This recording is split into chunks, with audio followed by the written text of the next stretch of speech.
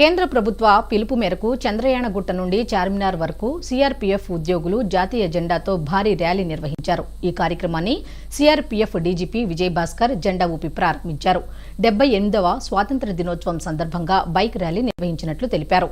దేశ శాంతి భద్రతలను కాపాడటంలో సీఆర్పీఎఫ్ ముందంజలో ఉంటుందని, అనేక విపత్కర సమయాల్లో కూడా పనిచేస్తుందని తెలిపారు. చార్మినార్ మరో మినీ ఇండియా లాగా ఉందని తెలిపారు.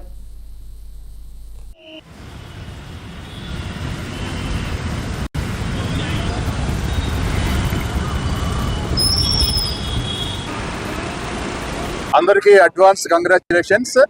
సో మనం 78వ స్వతంత్ర దినోత్సవాన్ని పురస్కరించుకొని ఇప్పట్లాగే ప్రతి సంవత్సరంలోనే సిఆర్పిఎఫ్ వాళ్ళు ఇక్కడ చంద్రయానగుట్ట నుంచి ఇక్కడ దాకా బైక్ ర్యాలీ తీసుకురావడం జరిగింది.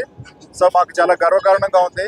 సిఆర్పిఎఫ్ ఎప్పుడైనా సరే భారతదేశం యొక్క శాంతి భద్రతల కోసం కానీ, లేకపోతే కొన్నిసార్లు అనివార్యమైన పరిస్థితుల్లో చాలా డిఫరెంట్ థియేటర్స్లో, కాశ్మీర్లో కానీ, ఛత్తీస్గఢ్లో కానీ, నార్త్ ఈస్ట్లో కానీ శాంతి భద్రతల కోసం, అలానే యుద్ధ సమయాల్లో కూడా పనిచేసినటువంటి ఆర్గనైజేషన్ ఇది.